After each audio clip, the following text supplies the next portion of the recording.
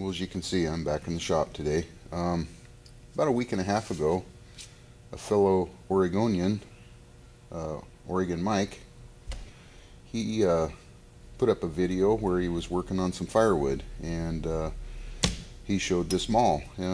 This was his dad's maul, and he asked if I couldn't have to handle in it. As you can see, he's got kind of a splint on it here, so I don't know what's underneath there, but we're going to saw this thing off, you know, like we all do. You know, we get busy, get to working, and just kind of cobble some things together to get her done, you know. So, but this one's ready for a new handle, and he asked if I would do that for him. So I stopped by my handle guy yesterday and picked up this handle, and I could hand select it, and it's got very nice grain in it. Pert near perfect vertical grain, runs the length of the handle just nice, and it's a little bit different profile than the one that he has, but I think it needs it. It's got more meat down here where he's where this is failing on him, and 36-inch hickory handle and sapwood.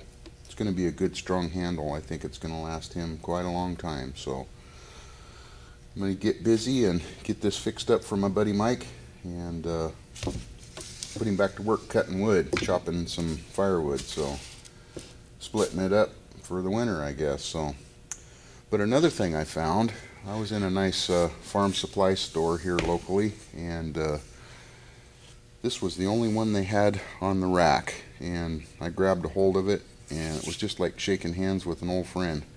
That is what I remember axes being profiled like when I was a kid. You go out in the woodshed and grab a hold of Granddad's axe or whatever, and it was just a skinny little cylindrical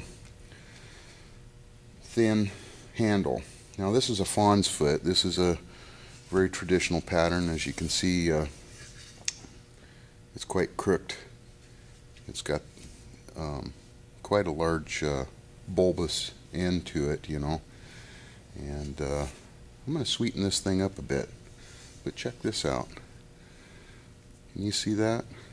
They had $9 on it, and they marked it down to $2. I grabbed it. It was the last one. This one needs a little help. You know, it's not the best handle in the world. Heartwood, sapwood, and right here where the heartwood is, when they machined this out, it got to checking a little bit. And but I was looking at the profile of this, and there's quite a lot more meat on this checked side than there is the other side, so I'm going to be able to rasp that down and make a nice handle out of this. Grain isn't the best, but it's not too bad. But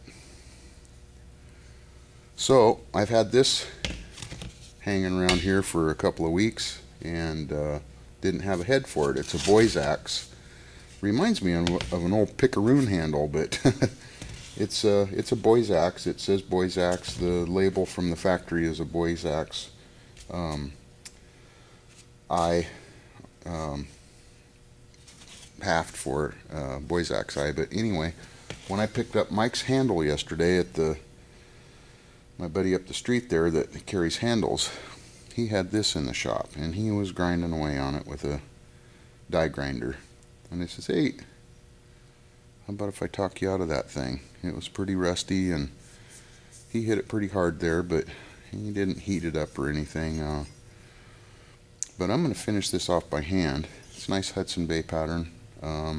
He just said it didn't have a Norland mark on it or anything, but I'm going to find out what it is. I'm not quite sure. You can see in the eye here it has those raised, forget what you call them anyway. So I'm going to find out just exactly what that is, but I'm going to clean this up, and this is going to be another project. So I'm really excited about putting that baby together. It's going to make a cool little axe, you know what? But back to Mike's project. I'm going to get this thing saw it off and drill it out. He does have the wooden wedge, a metal wedge, and then some nails in it, so I'm gonna have to be careful of these nails, but see what we get. Hang around.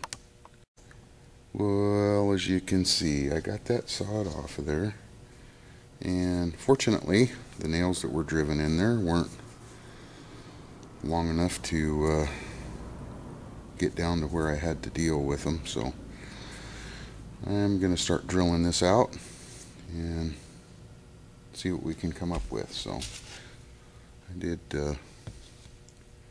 peel some tape off there so I didn't have to cut through that tape. Don't know what that splint he made there is. I may dig that out and see what he used. It's pretty cool. Well, as you can see, I've got the old handle sawed and driven out. Had an aluminum metal wedge in it and a couple of vinyl coated nails. And anyway, I took a file and made just a slight little strike across there so I remembered which was top and which was bottom. And so, time to start shaping the handle, and wow, that's not going to be a lot of work because it's starting in there already. So yeah, I think this is going to come together pretty quick. Alright, let's get some tools and get set up. Well, I went after this thing with a pretty aggressive rasp here. Yeah, it did start on there. One thing I noticed, I got it driven down on there a ways and the kerf was closed in it. So you always want to make sure you take off enough material that that kerf stays open so you can get your wedge in there and hang this thing properly. So I took some material off of it with this and kind of finished it up with a couple of other little rasps I have. So I think it's going to start coming together now. So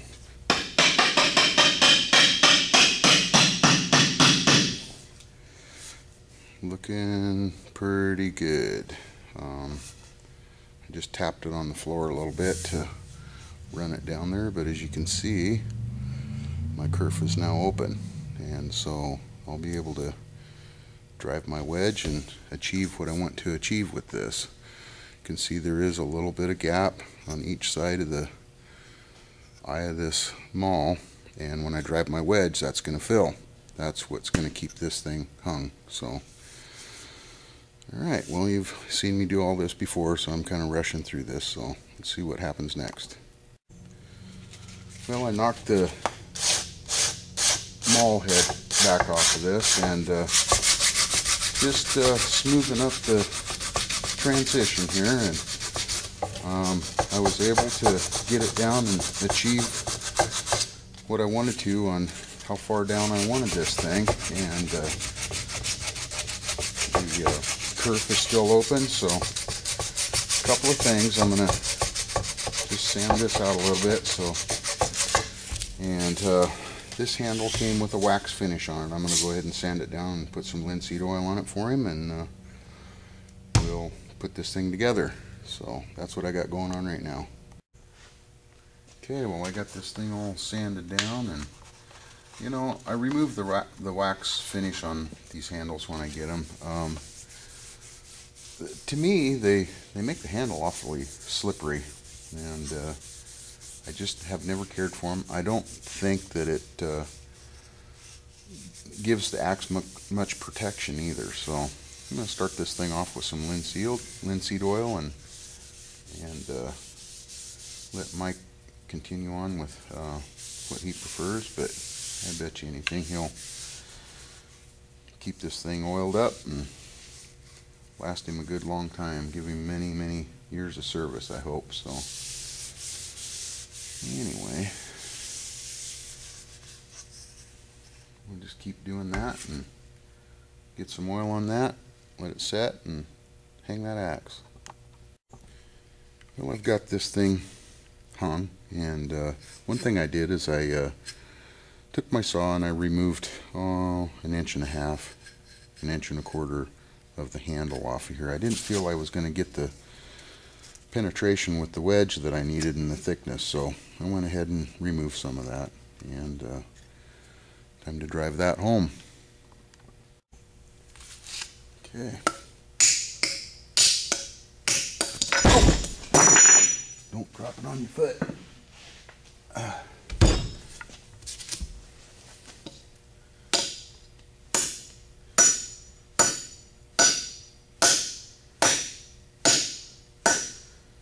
Yeah.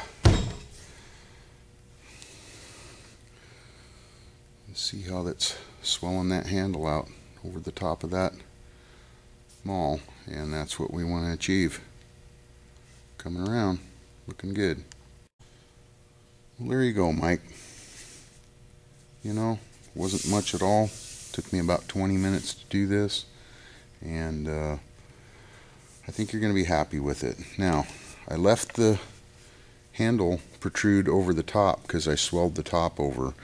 You know, that's Skognev did a video on that. He hangs axes this way, and you know, if you want to go ahead and trim it down, or I'm going to send you the metal wedge like we use around here in the Northwest. I'm going to send this with you, but I'm going to leave it like this for now. And that thing should never fly off of there, you know.